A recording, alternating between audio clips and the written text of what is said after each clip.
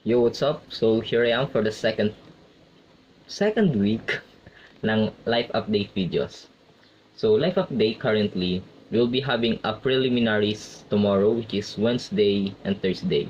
Supposedly Monday and Tuesday sana siya, but since nagkaroon ng bagyo, it is rescheduled, in which I am very grateful because it means more time para makapag-review. Now, second life updates is I can say that a lot of things really happened this week and I have a lot of interesting experiences. But in this video, I will be just sharing the most important lessons that I learned. So there's a few lessons that I have jotted down in the Google Docs. Although it is unstructured, but I'll try to make it as clear as possible and attach my experiences. Okay. So let me share this experience that I have last Saturday. So by that time, Saturday is our PE class. And after the PE class, I saw my friends that they're going somewhere.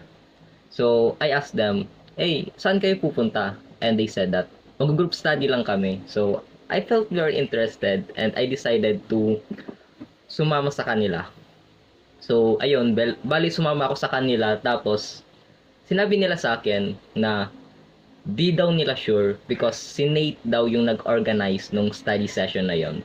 So, ginawa ko since very very curious talaga ako, sabi ko, ano kayang gagawin sa group study na yan? So, ang ginawa ko, sumama ko sa kanila tapos i-ask ko si Nate.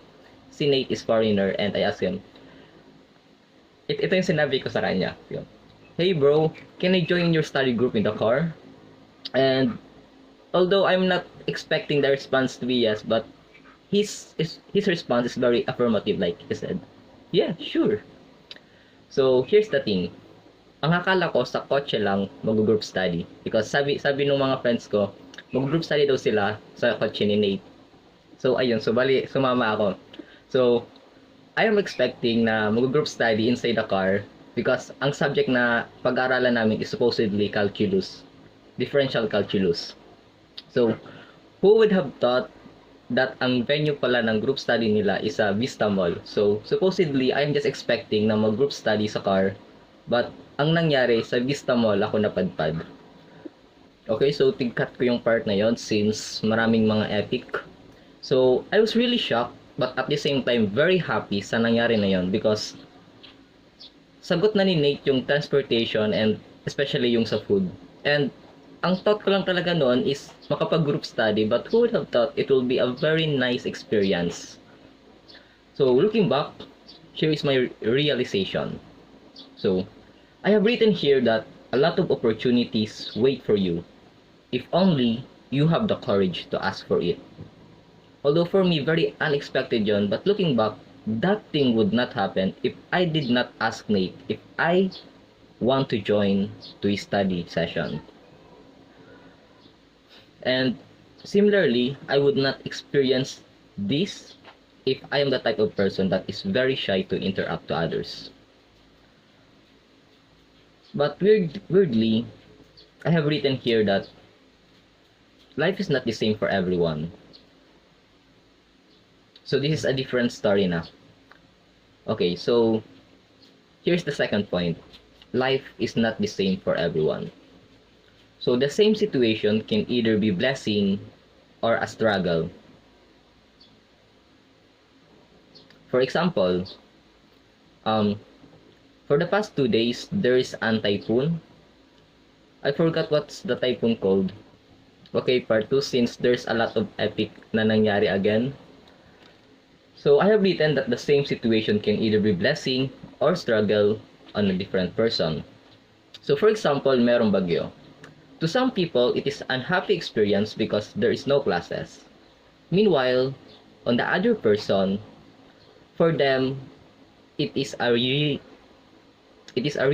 huge struggle because there are some people that they have no income, they have no food to eat, while there are some people that yung yero is tulo-tulo na.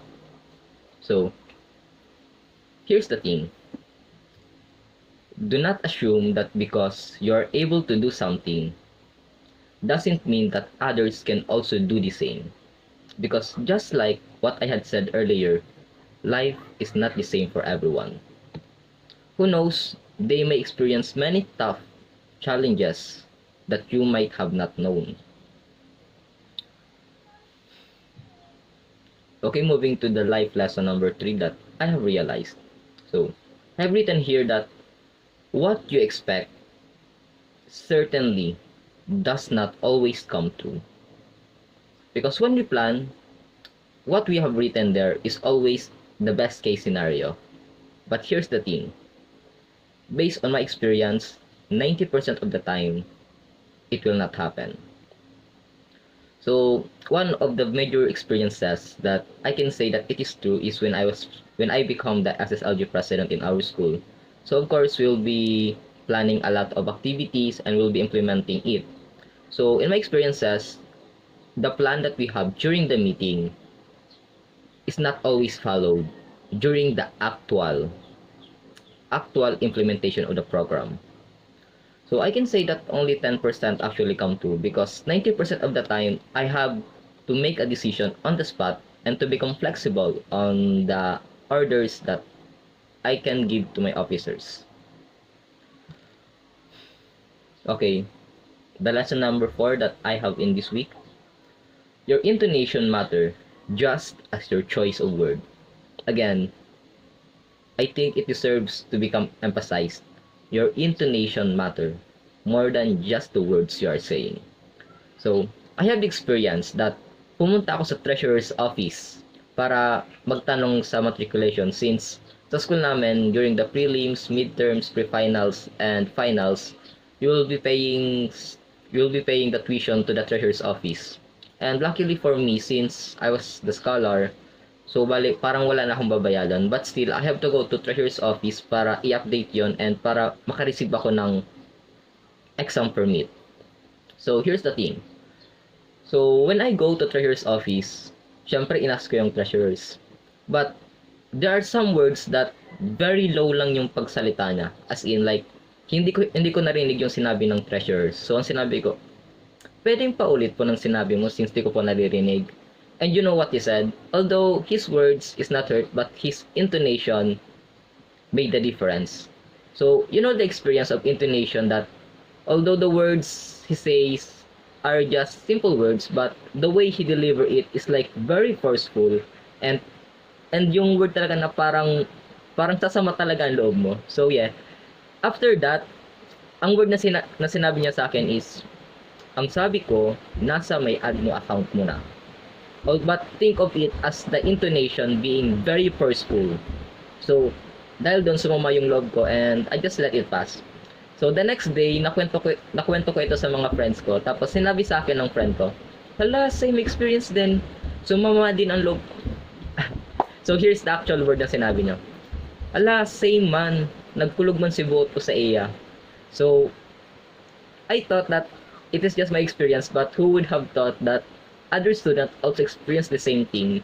So I think maybe he really did not mean it because his choice of words, wala naman talagang mali doon, but the thing here is yung intonation niya, the way he deliver it is parang very forceful, tapos talagang sasama talaga ang loob mo.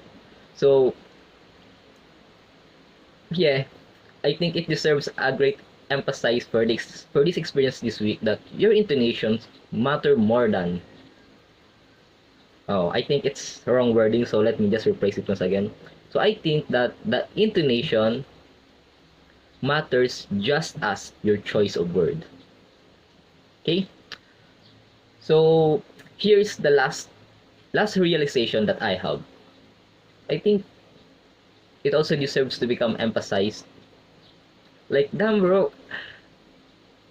I have the experience that whenever I speak English, especially if it is recited, especially if it is like planned, I think it is very fluent. However, when I am speaking English on the spot, especially without script, only the main points, I feel that there's a gap between my thoughts and what I say. So, just a very weird experience, but I know that later down the line, these skills will become more developed. And hey, it's already 11 minutes, so if you're still watching up to this point, very huge thumbs up. You have a very, very high attention span. Okay. So for the last real what you call that? Okay. So for the last realization that I have is first impressions stick just like a gorilla glue because it cannot be easily removed. So there's a story that I said earlier about the treasurers, and weird thing is that because of that interaction, whenever I see him, the first thought that I have is, you know what, the term masungit. I don't know why, but maybe because of that interaction, I already have this some sort of bias that whenever I see him, the first thought that I have is that word. And interestingly, I think it deserves what should how should I say this? Interestingly, I think my reaction is valid because we humans, especially if it is a negative experiences, we tend to remember it more than the positive experiences. So yeah, first impression sticks just like a gorilla glue. So yeah, weirdly talaga. I just realized it. So first impression really do sticks a lot. So let me show you an experience. This is an impromptu. So I have this classmate. His name is Wilson. So he is my classmate when I was grade 6, but during the high school, grade 7 to grade 12, we become separated. We entered a separate school. So I was very glad during the first day of college because I found out that he is my classmate. As in, same block, same section, same schedule, same classmate. So during the first day, I observed that he became a very different person to what I used to know. So 6 years really is a lot time that there will be inevitably a very huge changes. Okay, so here's the thing. During the first day that I met him, I view him as a person as who he was 6 years ago. So when I discovered after 6 years that his actions, his words, his beliefs become very different from what he used to be, I think it's a very weird experience. And I think that it can be related to this concept that first impression sticks just like a gorilla glue. So even though he already changed, I have this bias to refer him or think of him as a person from who he was before during the first time that I met him. So yeah, first impression sticks just like a gorilla glue. So I'll just end this now. Always do your best for your future self. Oh, by the way, here's the life update. Tomorrow we'll be having a preliminary exam and I will be reviewing a lot and wish me luck. Okay, bye.